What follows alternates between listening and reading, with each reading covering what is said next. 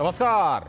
DD news पर आप देखना शुरू कर चुके हैं हमारा खास प्रोग्राम। इस वक्त मैं हूं लाल चंद्र सिंह। अगले घंटे में हम देखेंगे कुछ ऐसी खबरें जिन पर चर्चा जरूरी है, और ये चर्चा हम करेंगे अपने संवाददाताओं और खास मेहमानों के साथ। और आज सबसे पहले बात करेंगे कि संसद में राष्ट्रपति द्रौपदी मुर्मू ने जो अभिभाषण दिया है, किन बातों का खास तौर पर जिक्र किया है, और ये भी कि क्या समाजवादी पार्टी जैसी कुछ पार्टियों को भारत की सभ्यता, भारत की संस्कृति के प्रतीक और धरोहर जैसे सेनगोल जैसी चीजें हैं, उससे क्या बिल्कुल उनको शाश्वत आपत्ति है, और ये आपत्ति क्यों है, किस वजह से है, इस पर सबसे पहले बात करेंगे।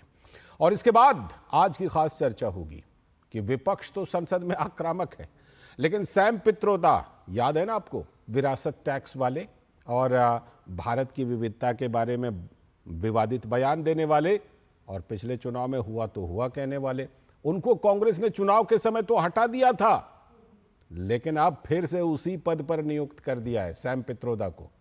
तो इस पर आज खास चर्चा करेंगे कि विपक्ष जो है वो हमलावर तो है, आक्रामक तो है, लेकिन सवाल है कि असली मुद्दे क्या हैं, और उन मुद्दों पर विपक्ष और सत्ता पक्ष दोनों कहां पर ठहरता है। और इसके बाद बात करेंगे कैंपस में हिजाब का मुद्दा। जी, शिक्षण संस्थानों में ड्रेस कोड, उसमें हिजाब का मुद्दा कर्नाटक में तो आपने सुना ही था, अब यह मुद्दा मुंबई में भी उठा और हाईकोर्ट तक मामला भी गया। लेकिन हाईकोर्ट ने कहा कि नहीं, शिक्षण संस्थानों को इस तरह का ड्रेस कोड बनाने का अधिकार है, हम नहीं रोक सकते उनको।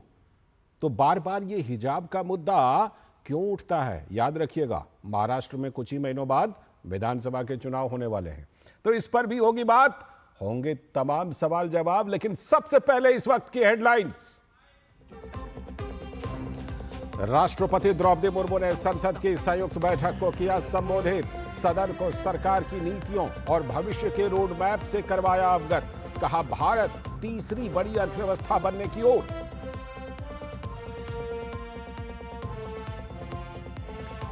राष्ट्रपति द्रौपदी मुर्मू ने अभिभाषण के दौरान जोर देते हुए कहा, लोगों ने इस सरकार पर तीसरी बार जताया भरोसा। आगामी बजट को सरकार की दूरगामी नीतियों और भविष्य के विजन का प्रभावी दस्तावेज बताया।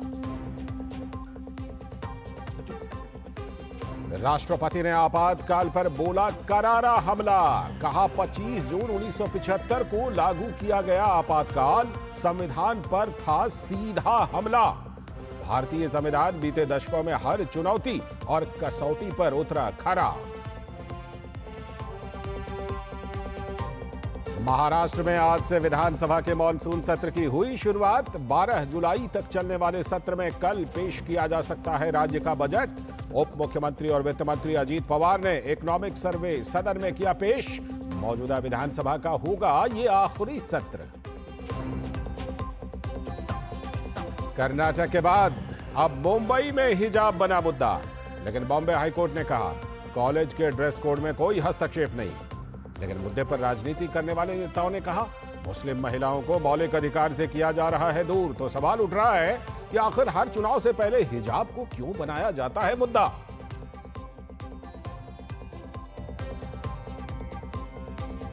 और देश के पश्चिम तटीय क्षेत्रों में अगले 3 से लेकर 4 दिनों में तेज बारिश होने की संभावना। आज से 30 जून के दौरान पूर्वोत्तर भारत में भी भारी बारिश के आसार। तो वहीं केरल में भारी बारिश के कारण आज 6 जिलों में स्कूल और कॉलेज बंद।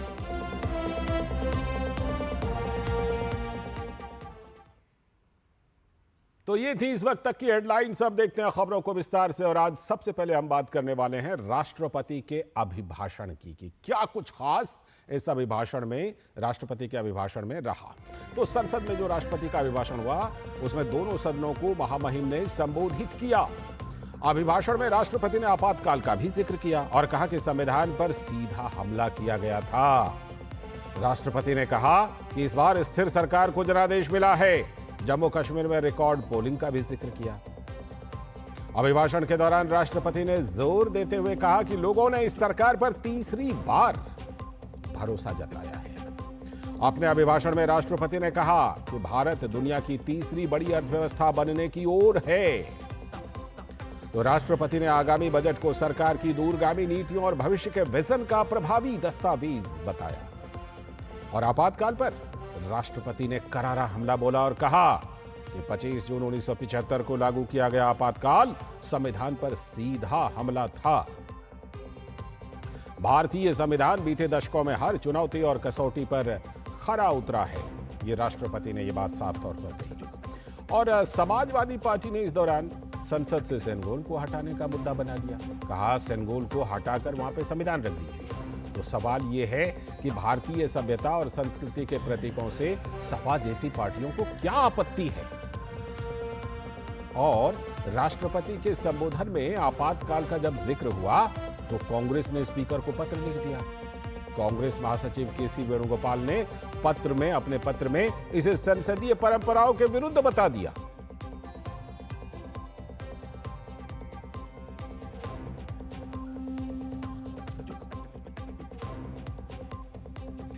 तो राष्ट्रपति के अभिभाषण पर भी आपत्ति है, पत्र लिखे जा रहे हैं। लेकिन राष्ट्रपति ने अपने अभिभाषण में पुराने समय में अस्थिर सरकार के दौरान सुधारात्मक कदमों को न उठाए जाने का जिक्र किया। उन्होंने कहा कि भारत की जनता ने निर्णायक बनकर इस स्थिति को बदल दिया है। देश में कई दशकों तक अस्थिर सरकार के दौर में कई सरकारें चाहते हुए भी ना रिफॉर्म कर पाए और ना ही आवश्यक निर्णय ले पाए। भारत की जनता ने निर्णायक बनकर इस स्थिति को बदला है। बीते 10 वर्षों में ऐसे अनेक रिफॉर्म्स हुई है जिनका बहुत लाभ देश को आज मिल रहा है।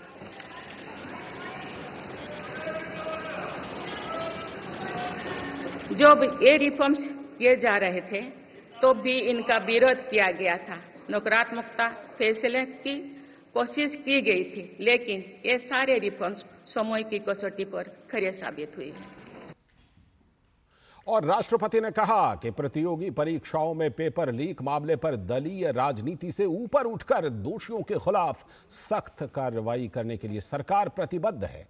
साथ ही उन्होंने निष्पक्ष परीक्षा के लिए बनाए गए सख्त कानून की सराहना भी की। हाल ही में कुछ परीक्षाओं में हुई पेपर लीक की घटनाओं की निष्पक्ष जांच और दोषियों को कड़ी से कड़ी सजा दिलवाने के लिए मेरी सरकार प्रतिबद्ध है। हमारे इससे पहले भी हमने देखा है कि कई राज्यों में पेपर लीक की घटनाएं होती रही है। इस पर दलीय राजनीति से ऊपर उठकर देशव्यापी ठोस उपाय करने की जरूरत है। संसद ने भी परीक्षा में होने वाली गड़बड़ियों के विरुद्ध एक सख्त कानून बनाया है। मेरी सरकार परीक्षाओं से जुड़ी संस्थाओं, उनके कामकाज के तरीके, परीक्षा प्रक्रिया सभी में बड़ी सुधार करने की दिशा में काम कर रही है। साथ ही राष्ट्रपति द्रौपदी मुर्मू ने कहा कि भारत का संविधान हर चुनौती पर खरा उतरा है। उन्होंने आपातकाल को लेकर कहा कि 25 जून को लागू आपातकाल काला अध्याय है। उस दौरान पूरे देश में हाहाकार मच गया था, फिर भी भारत ने विजय प्राप्त की। देश में संविधान लागू होने के बाद भी संविधान पर अनेक बार हमले हुए हैं। आज 27 जून है। 25 जून 1975 को लागू हुआ आपातकाल संविधान पर सीधे हमले का सबसे बड़ा और काला अध्याय था। तो पूरे देश में हाहाकार मच गया था, लेकिन ऐसी असंवैधानिक ताकतों पर देश ने विजय प्राप्त करके दिखाया, क्योंकि भारत के मूल में गणतंत्र की परंपराएं रही है। मेरी सरकार भी भारत के संविधान को सिर्फ राजकाज का माध्यम भर नहीं मानती, बल्कि हमारा संविधान जन चेतना का हिस्सा हो, इसके लिए हम प्रयास कर रहे हैं। तो राष्ट्रपति ने तमाम मुद्दों का जिक्र किया, लेकिन उन्हीं में से कुछ मुद्दों को लेकर विपक्ष जो है वो परेशान सा नजर आ रहा है। चिट्ठी तक लिखी जा रही है। क्या कुछ अपडेट है? जुड़ रहे हैं हमारे संवाददाता ऋषि कुमार, और साथ में हमारे साथ यहाँ मौजूद हैं स्टूडियो में हमारे सलाहकार संपादक विनोद मिश्र जी भी। सबसे पहले मैं ऋषि के पास चलता हूँ। ऋषि, सबसे पहले आपसे अपडेट कि कांग्रेस महासचिव केसी वेणुगोपाल ने वो पत्र लिखा है जिसमें आपातकाल का जिक्र करने से उनको आपत्ति है, कांग्रेस को आपत्ति है। कल स्पीकर ने भी जिक्र किया था तो कांग्रेस ने आपत्ति दर्ज कराई थी। क्या कुछ इस पत्र में खास है केसी वेणुगोपाल के पत्र में ऋषि? देखिए लालचंद, जहां तक इस नई सरकार के गठन के बाद लोकसभा का गठन हुआ और उसके बाद जो पूरी परिस्थिति बनी है, उसमें मुझे लगता है कि कांग्रेस की कुछ सीटें क्या बढ़ी, उन्हें अब लगता है कि अब वो अपने हिसाब से राजनीति को सेट करना चाहते हैं, जो कि संभव नहीं दिखता है, क्योंकि सदन में अभी भी संख्या बल पूरा का पूरा एनडीए के पास है, जबकि जो 272 का जो आंकड़ा है उससे भी ज्यादा है। तो ऐसे में अभी जो उनकी जो पोस्चरिंग है कांग्रेस की, वो यही है कि वो ज्यादा से ज्यादा चीजों पर आपत्ति करेंगे ताकि किसी भी तरीके से एक दबाव की राजनीति को वो उत्पन्न करने में सफल हो पाए। मुझे लगता है इसी वजह से सरकार की तरफ से जो जो बातें अब तक रखी गई हैं, उन पर अधिकांश बातों पर विरोध दर्ज किया गया है। और यहाँ तक हमने देखा कि लोकसभा स्पीकर का चुनाव भी कराने की कोशिश की गई, हालांकि वो ध्वनिमत से लोकसभा अध्यक्ष को चुन लिया गया। अब इमरजेंसी का बात करें तो इमरजेंसी को लेकर यहाँ पर जो एनडीए है उसने भी एक कड़ा रुख अपनाया है, और वो इस मामले में जो पूर्व की सरकारें हैं, खासतौर से कांग्रेस पार्टी है, उसको बख्शना नहीं चाहती है। जी,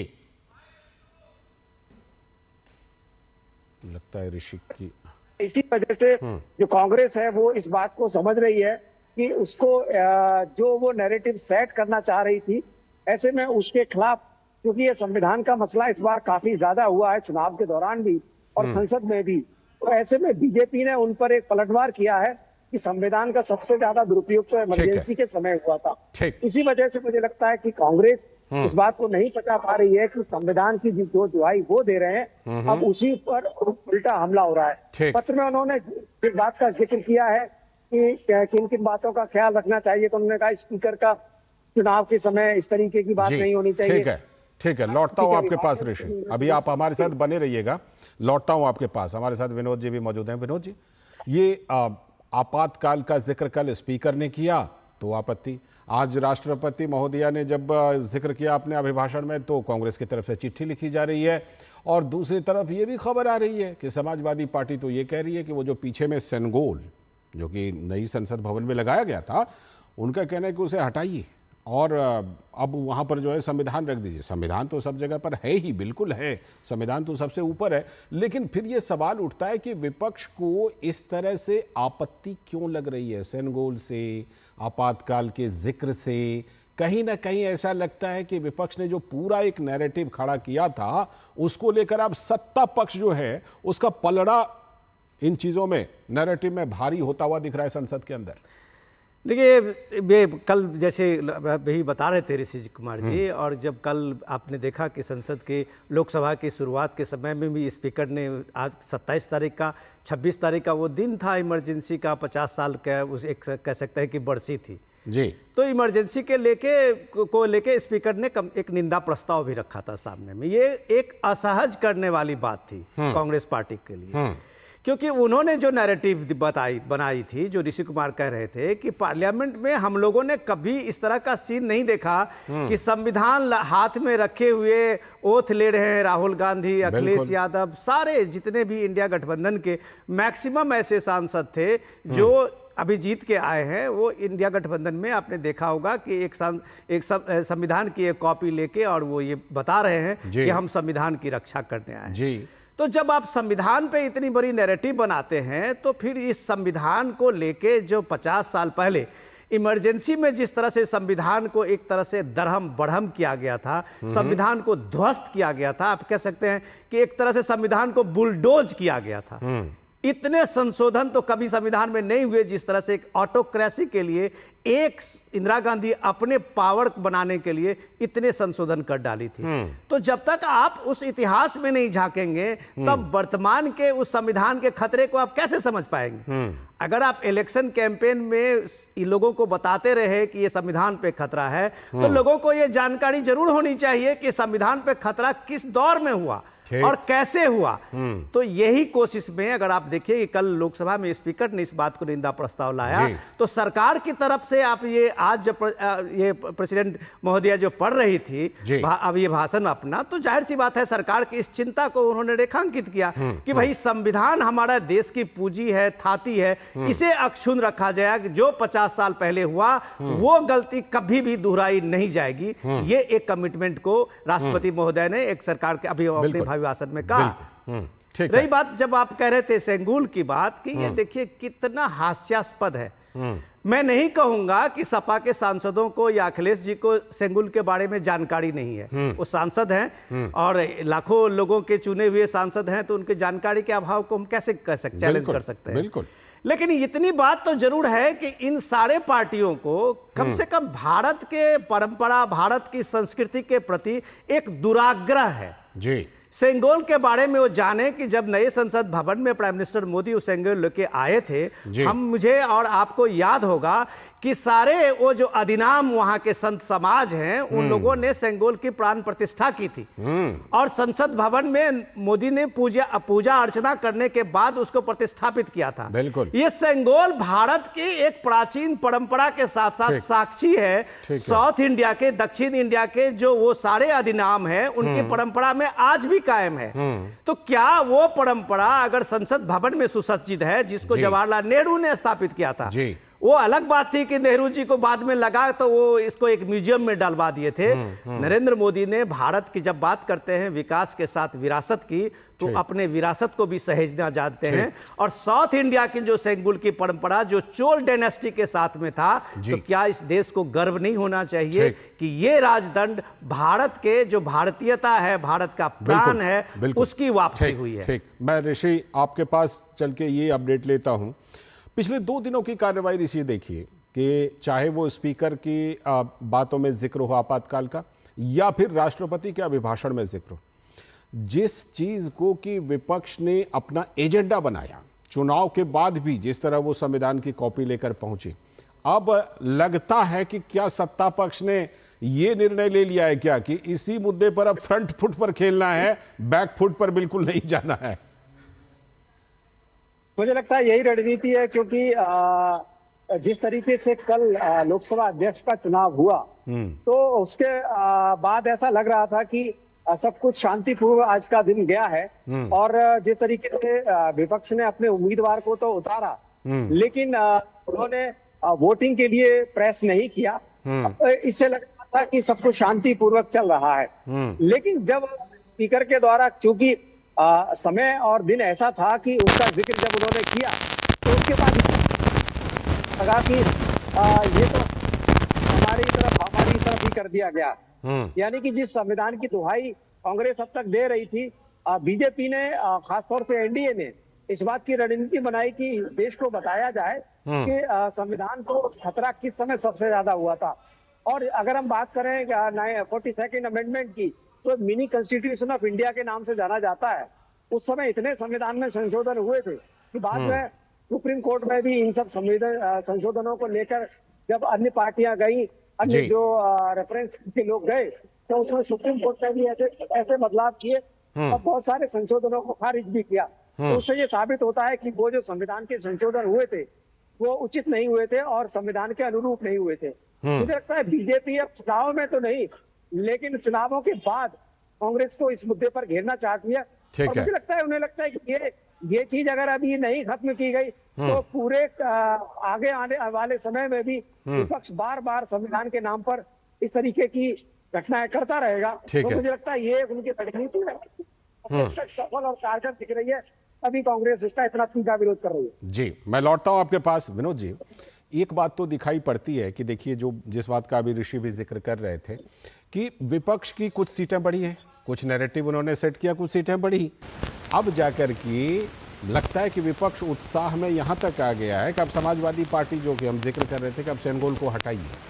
आपको लगता नहीं कई बार ये चीजें जब ज्यादा होती हैं तो बैकफायर भी कर सकती है? लाल जी, अभी ऋषि जो चर्चा कर रहे थे, बहुत शानदार पर्सपेक्टिव उन्होंने बताया, की कोशिश की है। मैं उसी को थोड़ा सा आगे बढ़ाता हूँ कि केसी वेणुगोपाल की जो आज की चिट्ठी है, ये कल की घटना है, जब ये लोकसभा में हम लोगों ने देखा था निंदा प्रस्ताव को, आपातकाल को लेकर। और आज जब प्रेसिडेंट महोदय का जो अभिभाषण हुआ, उसके बाद केसी वेणुगोपाल ने जो चिट्ठी लिखी है स्पीकर के नाम से, वो सीधे सीधे ये बता रहा है, जो ऋषि जी भी बता रहे थे, कि पार्टी अब असहज महसूस कर रही है। पार्टी को, कांग्रेस पार्टी को ये लग रही है कि आप जब ये संविधान लहराते हुए दिखाएंगे, खतरा है, और हम इसकी गारंटी देते हैं। जब राहुल गांधी कल भी इस चीज़ को अपने बयान में, इसको अपने एक्स प्लेटफॉर्म पे साझा किया था लोगों के साथ, तो उनको लग रहा है कि आप जब इस संविधान के नैरेटिव बनाते हुए इलेक्शन में गए, और अब आप जब इस बात को लेकर पार्लियामेंट में नैरेटिव देंगे, तो आपके सामने में ये इमरजेंसी का काला अध्याय भी सामने में होगा। और ये काला अध्याय शायद कांग्रेस को इतनी भारी पड़ेगी कि उनको लोग कम से कम 50 साल पहले जो संविधान के साथ हुआ, इंस्टीट्यूशंस के साथ हुआ, न्यायपालिका के साथ हुआ, मीडिया के साथ हुआ, वो काले अध्याय को अगर लोग याद करेंगे, तो आज की जो पीढ़ी है उसको कांग्रेस का असली चेहरा दिखने लगेगा। ये कम से कम अब इसमें वो बचने की कोशिश कर रहे हैं। और मैं केसी वेणुगोपाल की चिट्ठी से कम इतना समझ सकता हूं कि ये उनका आज का फ्रस्ट्रेशन है कि अगर वो उनको जवाब देना है तो संसद में जवाब दें, कल उनकी चर्चा में, प्रेसिडेंट के भाषण में चर्चा करें। अगर वो चिट्ठी लिख रहे हैं तो उनकी ये हताशा है। हम इस चर्चा में फिलहाल ऋषि, बहुत बहुत शुक्रिया। आप अभी बने रहिएगा विनोद जी, क्योंकि आगे चल करके आज की हम खास चर्चा करने वाले हैं कि विपक्ष आक्रामक तो हुआ पड़ा है, लेकिन कई ऐसे मुद्दे हैं जिससे कि कांग्रेस पार्टी पर और विपक्षी कई पार्टियों पर सवाल उठ रहे हैं। तो इस पर हम खास चर्चा करेंगे, लेकिन फिलहाल समय है एक ब्रेक का, और ब्रेक के बाद जब लौटेंगे तो जारी रखेंगे उस खास चर्चा को।